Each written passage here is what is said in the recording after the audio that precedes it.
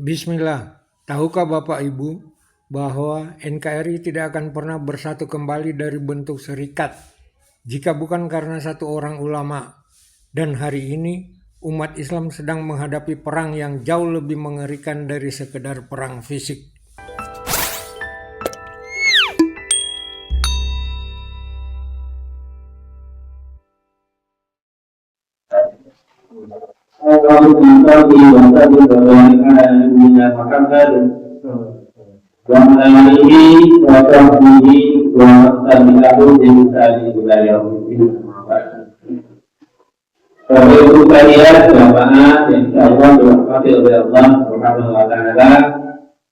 Marilah dari kita panjatkan budi syukur dari Allah Subhanahu wa taala, ungkapan syukur yang sesungguhnya berangkat dari dalam hati, dipahami dengan penuh pemahaman kita, karena syukur terhadap nikmat yang telah Allah berikan kepada kita, terutama nikmat yang bentuknya iman dan Islam. Bahwa syukur itu tidak dibutuhkan dalam bentuk ikhtiar kita untuk merekayasnya, melakukan sekian ketaatan, menjauhi larangan Allah, dalam kata lain mengokohkan takwa kita kepada Allah Taala. Dan takwa itu hendaknya menjadi akhlak kita. Jadi nanti hari ini Bapak Ibu sama kita akan bahas masalah akhlak. Akhlak tidak seperti yang kita bayangkan. Semoga saya bukan senantiasa mengucapkan kepada usaha kita Rasulullah Muhammad SAW, alumni beliau, sahabat beliau, dan tentu kita berharap melihat manfaatnya untuk kita semua sebagai umatnya. Karena itu yang saya sampaikan itu sebenarnya satu kitab, judulnya nanti Akhlakul Nahi dan Akhlakul Minataqol. Jadi kalau kita terjemahkan dalam bahasa kita ini gampang, karakter mukmin sejati. Jadi urusan akhlak ini penting, Bapak Ibu. Saya pernah menyampaikan di sini surah mampunya terhadap syair yang dulu sering disebut oleh Dr. Muhammad Nasir. Ini orang terkenal cuma sudah mulai bukakan, karena dasarnya luar biasa. Indonesia ada jadi NKRI kalau tidak ada beliau. Tapi tidak pernah diringani. Dia cuma teriak-teriak NKRI harga mati, tapi tidak ngerti sejarahnya. Jadi memang ketika Indonesia itu merdeka itu kan bentuknya kesatuan NKRI bentuknya. Cuma kan berubah ketika nanti tahun berapa itu 59 atau 49. Jadi serikat. Dan tidak pernah dibahas secara tiba-tiba bagaimana ceritanya itu gara-gara satu orang ulama sekaligus umara. Dan ini bukan ulama karena sudah level internasional, dia itu ketua Arab Islam. Jadi ketua Arab Islam itu ketua perhimpunan negara-negara Islam internasional. Namanya Dr. Muhammad Nasir, Perdana Menteri ini. Perdana Menteri ini adalah memiliki gesak kelas presiden. Jadi beliau adalah butuh fakta real melihat bahwa kelihatannya ini kalau diteruskan umat Islam itu nanti akan hancur di Indonesia. Maka beliau munculkan namanya Mosi Integral Nasir. Bikin anak-anak yang masuk presiden. Mosi Integral Nasir. Tidak pernah dibahas juga. Sejak itulah kemudian RI kembali menjadi yang bikin anak tulisnya ini ngomong yang kayak dia kan tidak, padahal mereka ini yang punya data. Kata dia begini, inamaru akhlak madaniyah fa'idahul hadha akhlakul hadhul. Sesungguhnya umat, ketika bicara umat kita bicara peradaban, itu adalah akhlak. Apabila hilang akhlaknya, maka hilang rasul iman. Kata beliau. Maka bagi misalnya tidak dalam dunia pergerakan atau kalau bahasanya harokah. Dan ruh itu memang mesti berharokah. Harokah itu apa? Bergerak maknanya. Maknanya dengan Al-Quran, Al-Quran itu gugur, bukan harokah itu dapat membuat kira-kira. Buat bergerak lain itu betul besar ini. Maka diberilah dia harokah. Enten taka, enten kasra, enten guna dan seterusnya. Itu harokah. Kenapa yang disebut ada baca? Ya karena memang itulah hebatnya Islam dan itu. Ketika memberi istilah itu punya makna bahwa memang kita itu harus menggunakan. Dan hidup itu adalah guna. Ketika berhenti mati, maka tidak pernah ketemu tanwin dengan sukun kecuali dihubungkan dengan kecil lagi. Karena selama kita harus bergerak. Nah, hidupnya pergerakan dalam usaha harokah. Itu sudah lama itu ada perdebatan di antara mereka. Mana yang mesti diprioritaskan dalam urusan tarbiyahnya, pendidikannya. Tentang pemikiran, maka para mendengar kita pada masanya guru-guru fikri, harus belajar dibahas. Contoh-contoh ekstrim yang belajar ini. Guru fikri itu apa? Perang pemikiran. Itu berbahasa karena ini memang urusan besar. Perang itu adalah pengertian Islam itu kan ada dua. Satu disebut berat, satu disebut syariah. Kalau berat besar, perangnya itu besar. Maka dalam konteks Nabi dulu, berat itu adalah perang yang dihadiri Nabi. Itu berat. Kalau perang Nabi bersendiri, itu namanya syariah. Dan itu mesti praktis. Karena pemimpin itu memang boleh si presiden, pemimpin barang-barang si berisiko. Mereka berisiko cukup anak buah. Dibalik berarti dulu pemimpin. Boleh aman kalau kita pemimpin itu memang menyelesaikan masalah, bahkan ketika harus menghadapi sebuah pertempuran atau peperangan besar. Maka guru fikri itu pertempuran besar berkaitan dengan pemikiran. Ada Islam, ada sekuler. Hari-hari kalau pada masa yang dulu ada Islam, ada komunisme, ada juga muncul masyarakat dan lain-lain. Maka apa yang didahulukan itu dulu, kemudian ada dahulu harokah juga yang memang sering sekali mengangkat masalah yang satu ini tentang pemikiran sudah dibubarkan sekarang. Tapi apa mana yang didahulukan? Karena memang nyatanya banyak di kalangan umat ini orang-orang yang solih, orang yang solih, ibadahnya kenceng, jauh dari maksiat, tapi cenderung agak berjarak dengan realitas, tidak terlalu paham dengan urusan-urusan politik, tidak paham dengan urusan-urusan ideologi di luaran, tidak paham tentang permasalahan yang berkaitan dengan urusan pemikiran. Soleh, nah kadang-kadang seperti ini terkooptasi oleh kepentingan orang-orang yang memang punya pemikiran canggih kan begitu. Sehingga ketika muncul persoalan di masyarakat, kadang-kadang sulit untuk mencari solusi karena agak berjarak dengan masyarakat. Contoh yang paling simpel hari ini menghadapi LGBT itu tidak gampang hari ini. Karena LGBT tidak cuma sekedar urusan orang-orang yang gaya-gaya kemayu tok, itu enggak. Ini sekarang sudah jadi ideologi, sudah jadi barang industri bahkan hari ini. Sudah mengerikan, kalau kita amati pertumbuhannya luar biasa. Kemarin kan muncul berita ramai kan di Sidoarjo, 800 kan HIV. Dan mayoritasnya memang dari golongannya, kaumnya Nabi Lut, kaum Sadum. Mayoritas memang dari situ. Meskipun tidak berarti yang lain tidak bisa kena, tapi sumber utamanya dari mereka, termasuk di Magetan. Jangan dikira Magetan tidak banyak, banyak. Meskipun tidak sebanyak Sidoarjo, tapi banyak. Jumlahnya sudah ratusan, sak Magetan ini. Dan saya boleh mengatakan hampir semuanya mereka. Dan sekarang sudah muncul, jangan dalam tanda petik melakukan persekusi, kemudian apa istilahnya, rasis bahasanya. Loh, itu barang menyimpang kok. Itu kan pemikiran. Bukan cuma sekedar orang dengan gaya kemayu kan begitu. Tapi itu sudah masuk pemikiran. Artinya penting. Kan tidak bisa hanya didekati dengan kesolehan pribadi.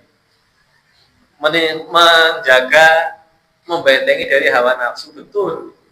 Menjaga syahwat, betul. Tapi tidak cukup hanya dengan itu.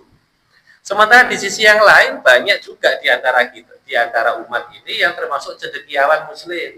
Canggih nih bicara masalah isu-isu yang di luar, tentang pemikiran, tentang macam-macam. Tapi ternyata akhlaknya rusak, alim dia. Tapi sering menggunakan dalil untuk kepentingan pribadinya, ditunggangi oleh hawa nafsu.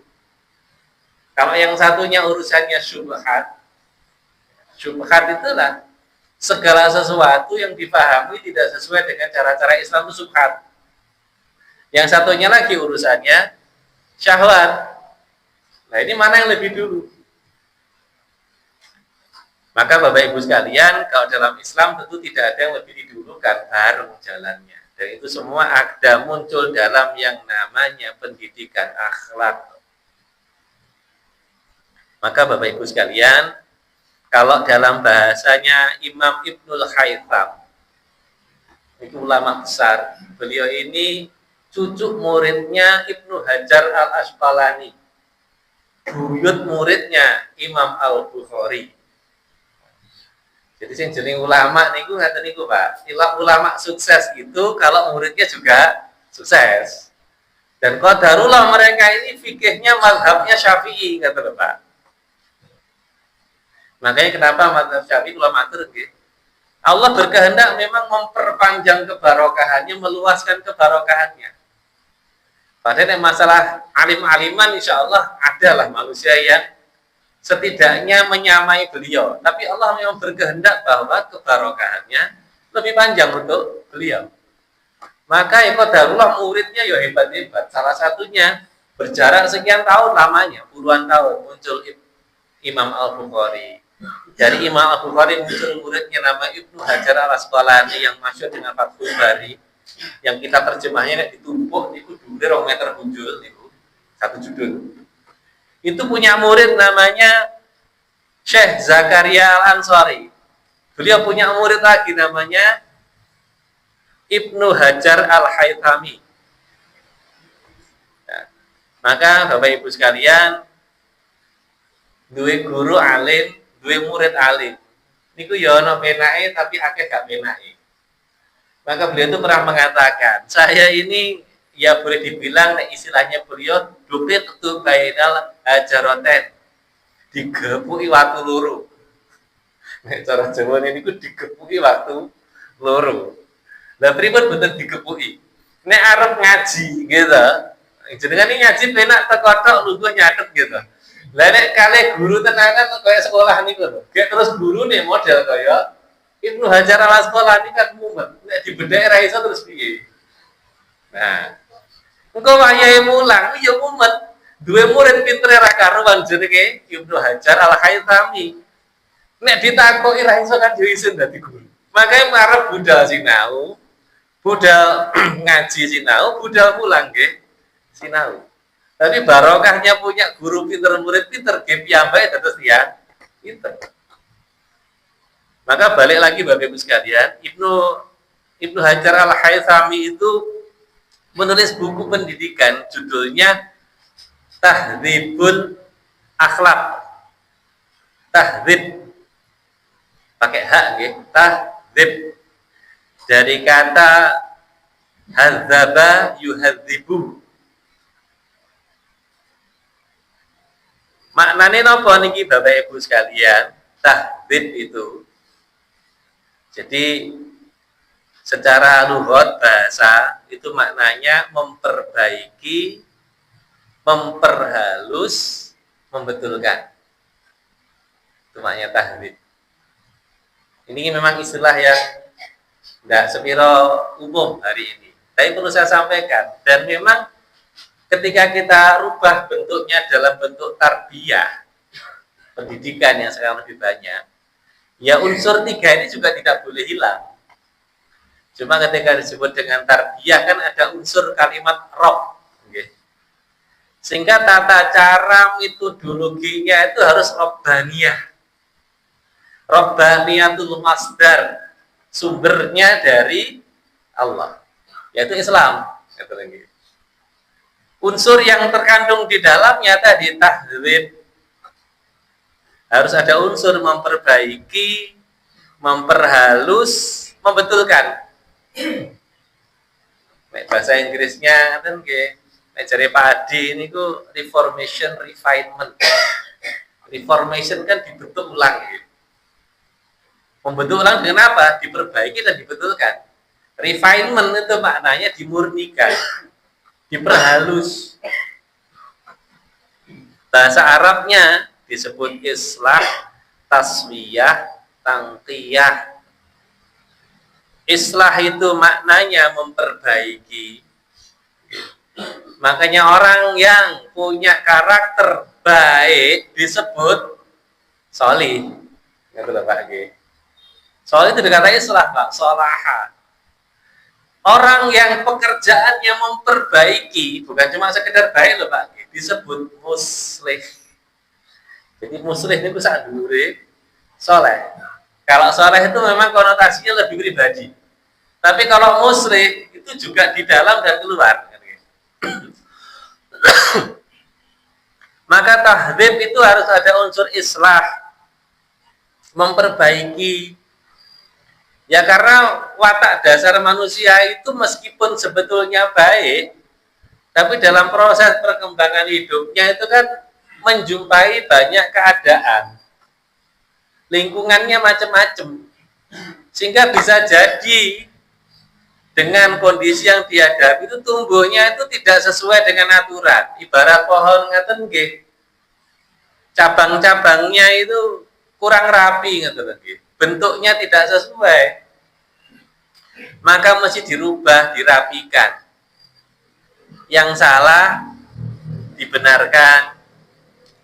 Yang berantakan dirapikan. Itu islah. Disebut juga taswiyah. Taswiyah itu maknanya memotong, dipotong supaya jadi rapi. Dan asal-usul kata ini sering dipakai di dunia pertanian, di dunia pertamanan. Urusan taman ini kan dekat urusan dengan potong memotong itu nih. Nah, ini taswiyah. Maksudnya apa? Ya dahan pohon, ranting pohon yang tidak rapi bentuknya sehingga tidak indah dipandang, dipangkas supaya bentuknya menjadi teratur, indah dipandang. Maka akhlak itu Bapak Ibu sekalian pasti indah dipandang. Karena dia diperbaiki bahkan dibentuk sehingga menjadi nyaman, menyenangkan dilihat. Coro anak disebut qurrata ayun, sejuk dalam pandangan mata. Termasuk supaya dia lebih subur dan produktif. Ini enten sing sarjana pertanian mboten. Makanya kan nek nandur napa niku lombok jari inilah enten istilah potong pucuk ngeten Pak Adi nggih. Nah, potong pucuk. Kenapa dipotong? Supaya tumbuhnya lebih subur, menghasilkan buah lebih banyak. Jadi hakikatnya tahdzibul akhlak itu adalah ya tadi dengan tasfiyah seolah-olah memang dipotong gitu loh. Barang dipotong lah mboten penak. Tapi tujuannya adalah supaya dia indah dipandang, bahkan lebih jauh lagi dia menjadi lebih produktif, memberikan manfaat bagi orang yang ada di sekitarnya. Tentu setelah lebih dahulu dia punya manfaat untuk dirinya sendiri. Karena tidak mungkin orang memberi manfaat kalau dirinya sendiri tidak mendapat manfaat. Apa yang mau dibagi kalau tidak punya apa-apa? Nah, yang ketiga adalah tangqiyah, dibersihkan, dimurnikan. Tadi manusia tumbuh itu kan berinteraksi dengan banyak hal. Pemikirannya, kecenderungannya itu akan berinteraksi dengan lingkungan sekitarnya yang bisa jadi akan mencemari pola pikirnya maupun perbuatannya atau sifat-sifatnya. Lah orang itu kan akan mengikuti keadaan di mana dia dibesarkan. Makanya kan setiap kita itu kan diminta memperhatikan teman terdekat. Almar'u ala dini khalilihi, kan begitu kata Nabi. Orang itu akan seiring dengan agama orang-orang terdekatnya. Din itu ya agama, cara hidup orang terdekatnya. Maka perhatikan siapa yang jadi temanmu, begitu kata Nabi. Karena akan mempengaruhi betul itu Bapak Ibu. Dan jenengan aku boleh soleh terus ora kroso, Pak. Jajal sok-sok peduk kanca sirapat yang genah ngaten kroso jenengan begitu. Karena jenengan terbiasa berkumpul dengan orang soleh. Tapi sing kulino kali tiang fasik niku ya ora kroso. Nek ketemu wong soleh kok beda ya suasananya begitu. Maka tahdid itu ya tadi refinement, dibersihkan, dimurnikan. Sehingga kotorannya, cacat-cacat yang ada, unsur-unsur asing yang masuk ke dalam pemikiran atau hati kita dibersihkan, dikeluarkan. Itulah rahasianya Bapak Ibu, kenapa di awal-awal datangnya Islam, Nabi itu marah besar. Ketika Umar bin Khattab baca suhuf Ibrahim, ketika dia baca Taurat, marah besar Rasulullah. Karena apa? Ya karena memang masih dalam proses tahrif, masih dibentuk gitu loh. Belum mapan betul.